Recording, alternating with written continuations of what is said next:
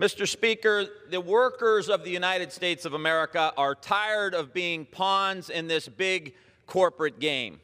President Trump came to my community and said, don't sell your house. Don't sell your house. We're going to get these houses prices back up. And since that time, we lost a second shift at our General Motors plant.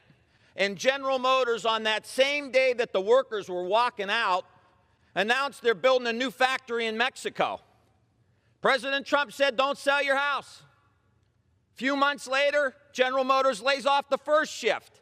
They tell the workers 2 days after Thanksgiving.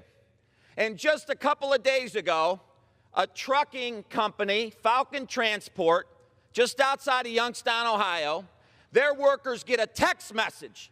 600 workers get a text message at 8 o'clock on a Saturday night. You lost your job. We got bailout money for every bank that wants one. Every savings and loan, every corporation gets a tax cut to the tune of $2.3 trillion, and no one gives a damn about the workers.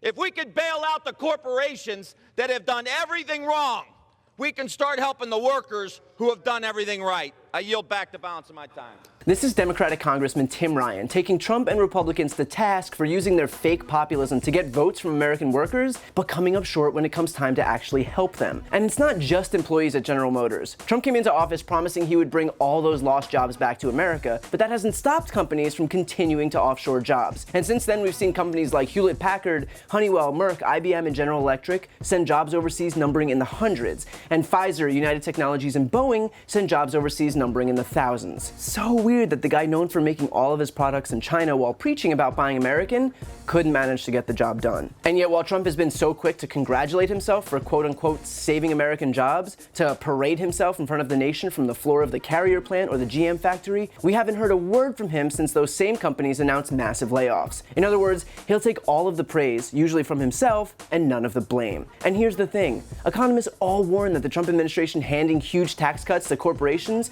wouldn't translate to benefits for workers, that they would likely result in huge stock buybacks and executive salary raises instead. And lo and behold, the aftermath of the GOP tax bill saw the highest recorded number of stock buybacks in U.S. history at $700 billion, and subsequently, massive paydays for CEOs and top executives. The Oracle Corp CEO sold $250 million worth of shares. MasterCard CEO sold $44 million, Eastman Chemical CEO sold $5 million, just to name a few. And that's not to say the economy isn't strong, but the issue has always been and remains that there has been little to no relief for the people who, aren't CEOs, especially relative to the massive benefits derived by top execs. Despite near full employment, wage growth for regular workers has been only middling. In fact, up until a few months ago, real wages were actually falling, and they're still trending below that of the last economic expansion in the 2000s. Top economist Joseph Brusuela said, nominal wage growth is modest at best compared to previous business cycles late in the expansion. And that's because Republicans have enacted policies that weaken workers' rights, like organizing and bargaining collectively and earning living wages and securing overtime protections, while basically handing blank checks to CEOs and executives. And at the height of hypocrisy, they're doing all of this under the guise of helping workers, by way of this antiquated notion that as long as the CEO is pulling in millions, then don't worry, it'll trickle down to the little guy.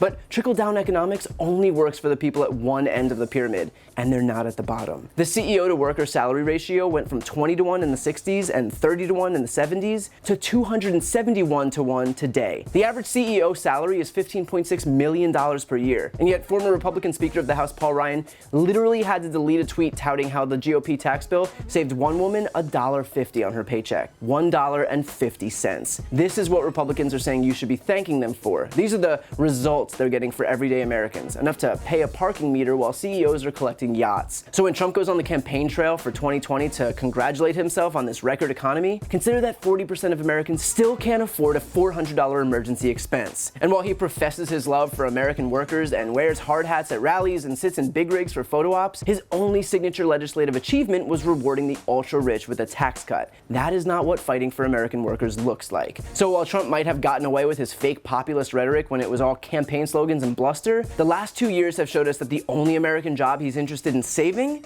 is his own.